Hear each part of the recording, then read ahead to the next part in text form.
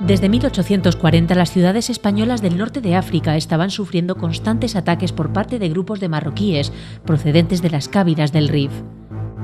En agosto de 1859 un grupo de rifeños atacó a un destacamento español que estaba reparando un fortín a las afueras de Ceuta. El gobierno español, presidido en aquel momento por don Leopoldo O'Donnell, exigió al sultán de Marruecos un castigo ejemplar para los agresores. Al no haber respuesta, O'Donnell le propuso al Congreso invadir el sultanato de Marruecos. La reacción popular fue unánime y todos los grupos políticos apoyaron sin fisuras la intervención, designándose como jefe de la expedición al propio general O'Donnell. El gobierno presidido por O'Donnell, temeroso de que una nueva revolución le apeara del poder, aplica una receta importada de Gran Bretaña y de Francia: recurrir a la guerra exterior para asegurarse la unidad en el interior. En octubre de 1859, España declara la guerra a Marruecos.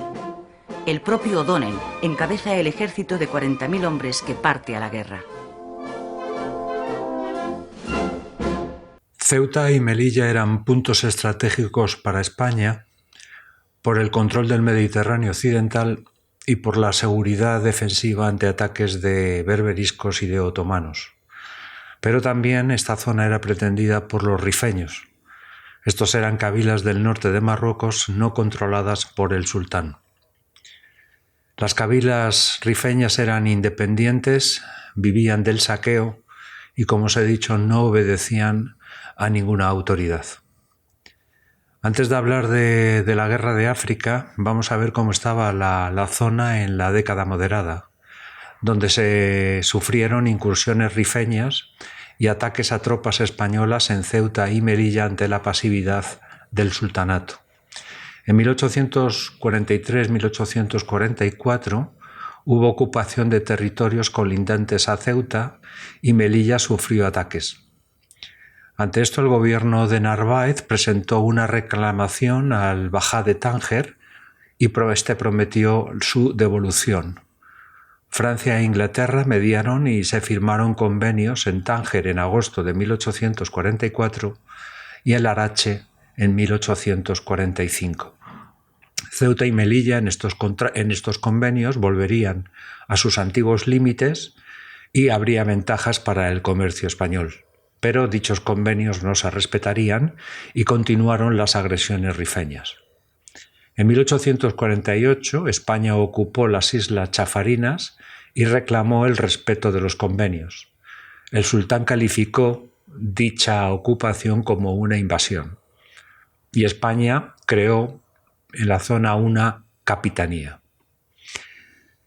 Ya en 1859, con el gobierno de la Unión Liberal de O'Donnell, se firmó el Convenio de Tetuán. España y el sultán lo firmaron avalado por los franceses. Pero los ingleses se opusieron hasta que España diera garantías sobre la seguridad de Gibraltar. En este convenio incluía las siguientes cláusulas: no habría ataques a Melilla, Peñón de Alucemas y Peñón de Vélez de la Gomera, que eran territorios españoles. Se daría permiso de libre navegación a los barcos españoles por el estrecho de Gibraltar. Dicho convenio no incluía Ceuta y el gobierno español construyó fortificaciones para protegerla.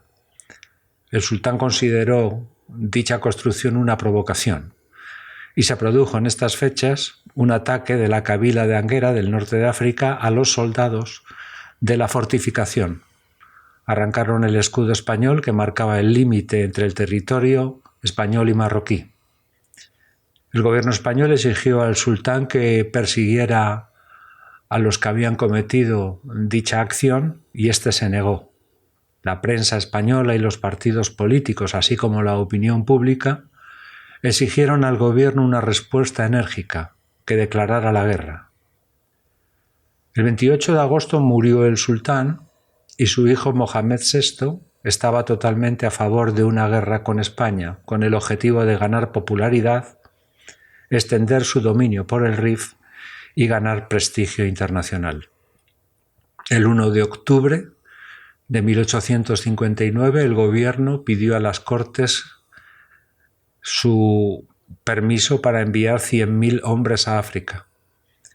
Se debatió en el Congreso la financiación, que sería a través de una contribución directa o a través de préstamos.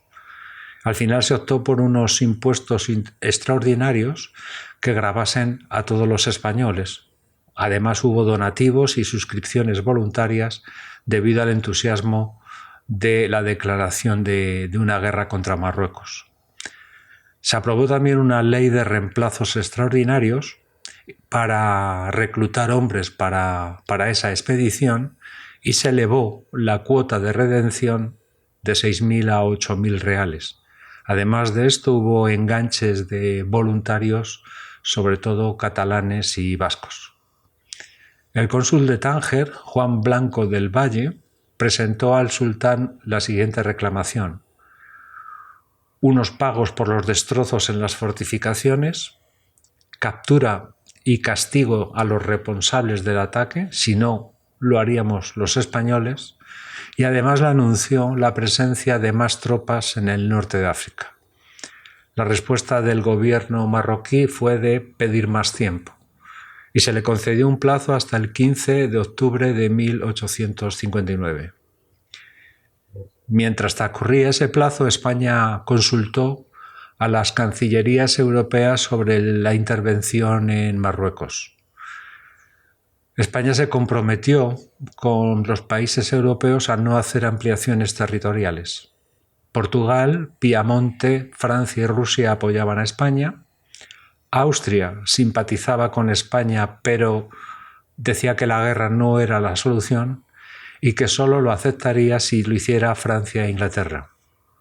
Por su parte, los ingleses exigieron la no ocupación de Tánger, ya que peligraría en sus negocios con Gibraltar, y se ofreció como mediador en el conflicto.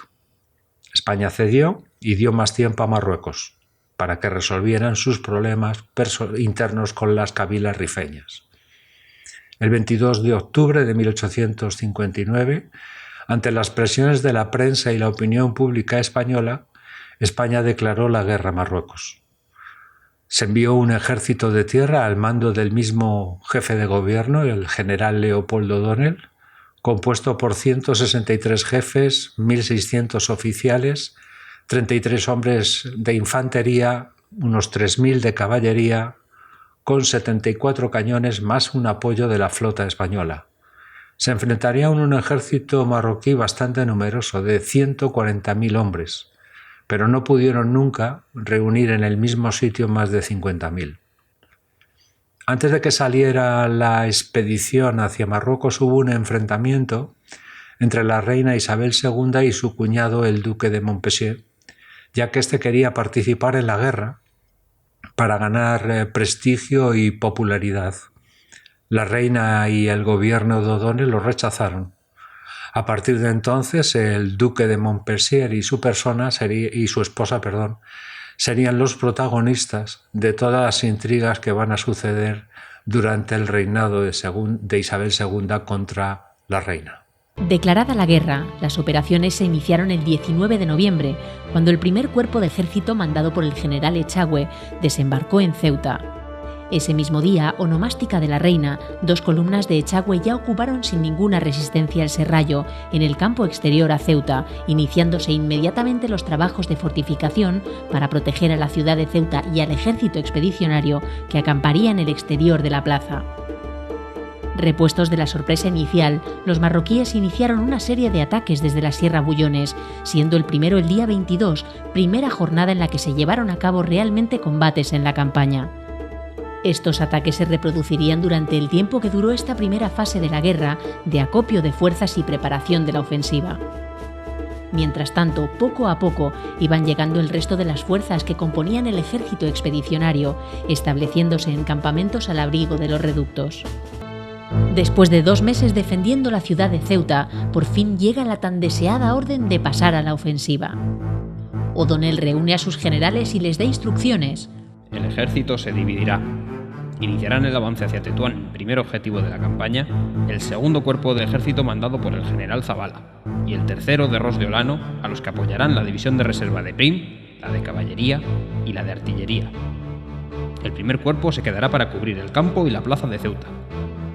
Designada la división de reserva para ir en vanguardia del ejército, el general en jefe ordena a Prim que antes del amanecer del 1 de enero parta con sus batallones hacia los Castillejos.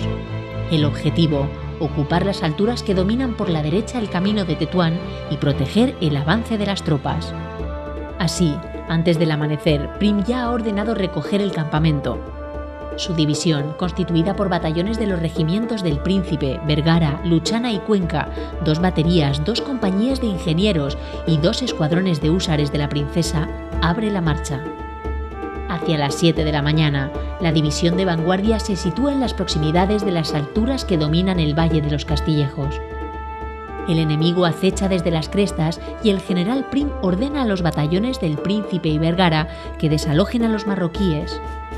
El empuje de las tropas de Prim es incontenible y el enemigo se bate en retirada hacia la casa del Morabito.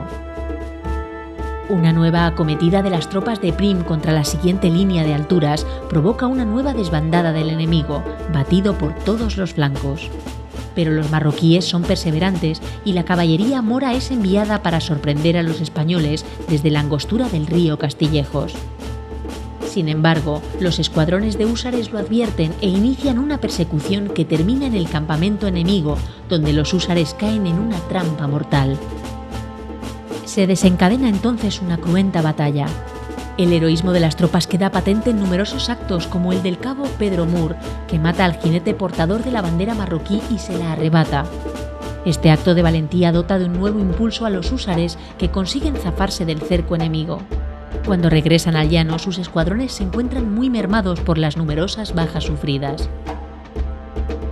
En las llanuras, los batallones del Príncipe, de Vergara, Cuenca y Luchana se ven asediados por los moros que se han rehecho. Hacia las 3 de la tarde las compañías están agotadas y las bajas se cuentan por cientos. A su vez, los marroquíes reciben refuerzos constantes. El batallón del Príncipe está a punto de ser aniquilado, a pesar de los esfuerzos del general Prim y del sacrificio heroico de sus artilleros. El general O'Donnell, consciente del dramatismo de la situación, refuerza a las mermadas unidades de Prim con el regimiento de Córdoba, mandado por el brigadier Angulo. El general Prim ordena al regimiento abandonar sus mochilas y los dispone para la lucha. Pero sus esfuerzos son inútiles y cargan 2 veces sin éxito. En un acto de heroísmo, el conde de Reus arrebata la bandera del 2º batallón del Córdoba a su portador. Es conocedor de lo delicado de la situación. De su capacidad de liderazgo dependería el triunfo y la supervivencia o la derrota y la muerte. Seguro de que todos los soldados le seguirían en cuanto le viesen en peligro, decide poner su vida en la balanza del combate y, vuelto hacia las tropas, exclama con inspirado acento: «Soldados, ha llegado la hora de morir por la honra de la patria. Y honor no tiene quien morir no quiere. Vosotros podéis abandonar esas mochilas, porque son vuestras, pero no podéis abandonar esta bandera. Yo voy a meterme con ella en medio de las filas enemigas. ¡Seguidme! ¡Viva la reina! ¡Viva España!». Enarbolando con furia el estandarte, se arroja contra los moros. Los soldados, al grito de «¡Viva nuestro general!», le siguen espoleados por su gesto. La batalla se torna cruel y terrible. El general Prim, convertido en el auténtico héroe de la batalla, es interceptado hasta por 3 grupos de moros. Pero no detiene su avance, consciente de que su valor y arrojo pueden llevar a los suyos a la victoria. Su caballo resulta herido y a punto está de caer en manos enemigas. Sin embargo, con gran maestría aviva a su caballo, que emprende de nuevo un brioso galope. Con esta acción se libra de ellos, evitando el desastre que hubiera seguido a la captura. A pesar de la valentía y fuerza demostradas por Prim y el osado ejército español, los marroquíes se rehacen una vez más y cargan contra las tropas. O'Donnell, demostrando su gran capacidad como estratega, envía al general Zabala con 4 batallones para sostener a los héroes de los Castillejos. Las acometidas del enemigo eran cada vez más débiles. Su derrota fue terrible e inmediata. Con esta inteligente actuación, la primera gran batalla de la Guerra de África se decanta, al fin, a favor del ejército español y sus héroes de Castillejos. El estandarte de Castilla volvía a ondear en la posición 3 veces conquistada. Conseguida la victoria de las tropas de O'Donnell sobre las marroquíes, mandadas por Muley el Abbas, las fuerzas continuaron en dirección al río Manuel y Monte Negrón, donde tuvieron que detenerse debido al desabastecimiento y a las malas condiciones meteorológicas. El día 14 de enero, el ejército pasa el río Azmir y se prepara para conquistar la zona de Cabo Negro. Tras algunos combates, las vanguardias españolas toman las posiciones de las alturas que desembocan en el valle de Tetuán, dejando despejado el camino para que el resto del ejército pudiera bordear Cabo Negro y desembocar en el llano de Tetuán. El día 17, el ejército, ya próximo a la ciudad, se asentó junto al río Martín para preparar el ataque que debía llevarles a conquistar el primer objetivo estratégico de la campaña, Tetuán. Durante los 17 días que el ejército permaneció a la defensiva preparando la ofensiva hacia Tetuán, solo hubo algunos combates, mereciendo ser destacados por su virulencia los de los días 23 y 31 de enero. El día 4 de febrero fue el día decidido por O'Donnell para iniciar el ataque que en teoría debería acabar con la guerra, el asalto a Tetuán. Dadas las condiciones del terreno, había planificado un ataque clásico. La batalla se desarrolló según lo previsto y las fuerzas españolas consiguen derrotar y desalojar de sus posiciones a las marroquíes.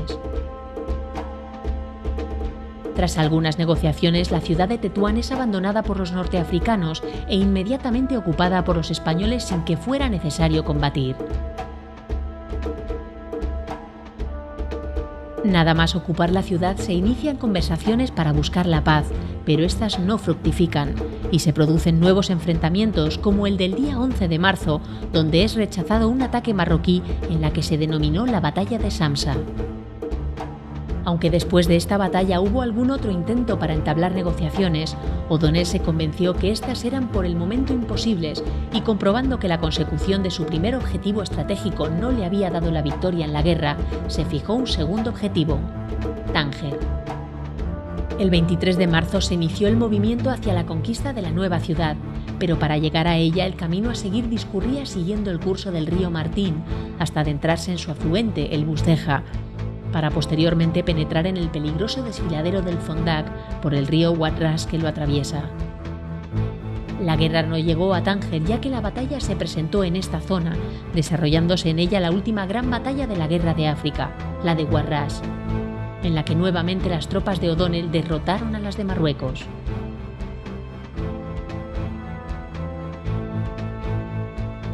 Con estos, los últimos combates de la batalla prácticamente concluía la Guerra de África, ya que el 25 de marzo firmaron la paz don Leopoldo O'Donnell, duque de Tetuán, y Muley el Abbas, príncipe de Marruecos. Después vendrían los recibimientos apoteósicos y el delirio popular por la victoria española, aunque los ecos de la guerra se apagarían pronto en esa España convulsa de principios de la segunda mitad del siglo XIX. O'Donnell había logrado unir a todos los partidos frente a la guerra. La paz le permite ahora beneficiarse de los exaltados sentimientos patrióticos de la población, a pesar de que 7.000 españoles han perdido la vida en el empeño.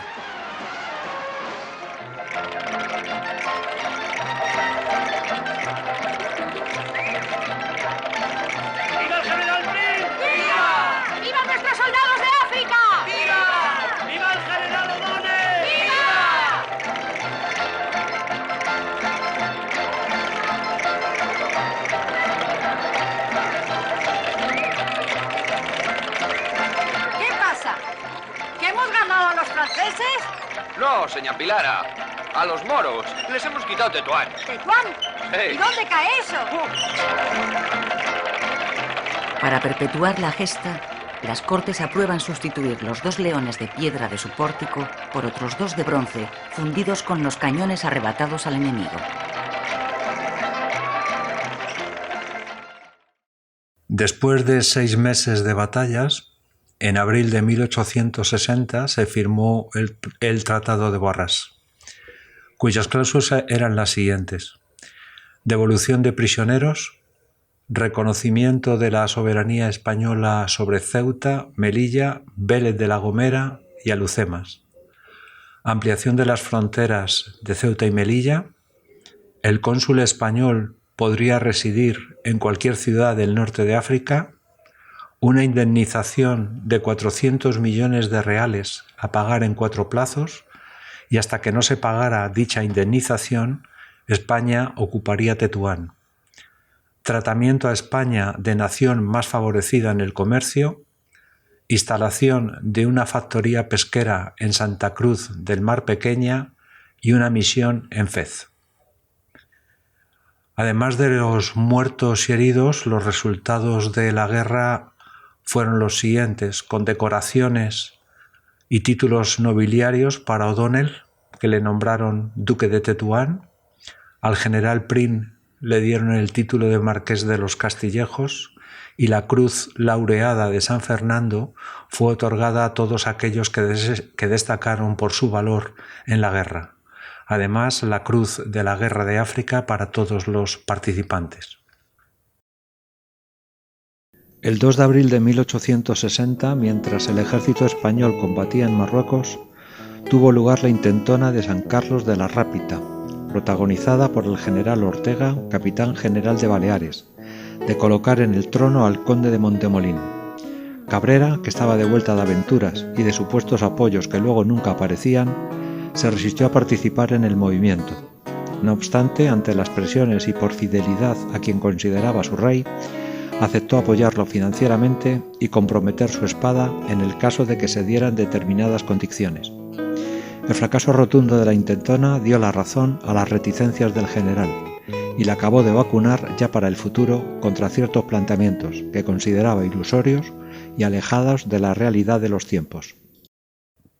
Aprovechando el conflicto de África, el capitán general de Baleares, Jaime Ortega, contactó con 2 de los hijos de Carlos María Isidro, Carlos Luis y Fernando, y con algunos generales para provocar un levantamiento carlista.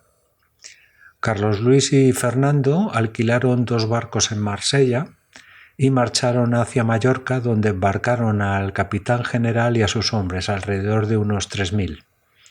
El 1 de abril desembarcaron en San Carlos de la Rápida y al día siguiente durmieron en Amposta. La sublevación no se llegó a realizar y fracasó. La razón es que la mayor parte de los hombres de Ortega desertaron al enterarse de cuál era el plan de dicha expedición. Jaime Ortega fue detenido y fusilado el 18 de abril.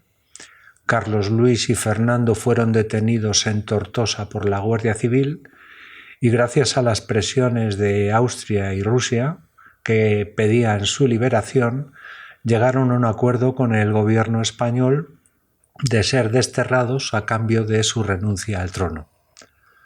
¿Quién estaba detrás de la sublevación de San Carlos de la Rápita?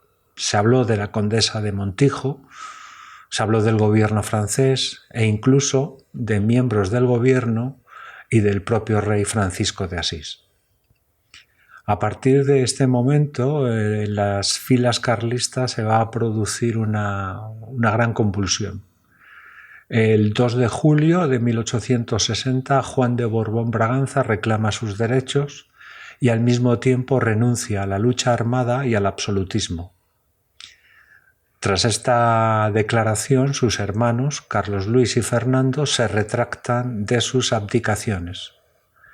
En enero de 1861, Carlos Luis y Fernando mueren sin descendencia y su hermano Juan se proclama sucesor legítimo y renuncia al trono de España, tanto él y sus descendientes, y pide a la reina Isabel II que consiguiera que el emperador de Austria le devolviera a sus hijos, ya que estaban siendo educados en unas ideas que no eran las suyas. Juan no consiguió ni la devolución de sus hijos, ni tampoco su regreso a España, y vivió hasta su muerte en Inglaterra bajo el apellido Montagu. El carlismo declaró a Juan ilegítimo, ya que no representaba sus intereses. Cuando su hijo Juan, de 16 años, en 1864, fue proclamado rey, y 4 años después, en 1868, Juan abdicó en su hijo.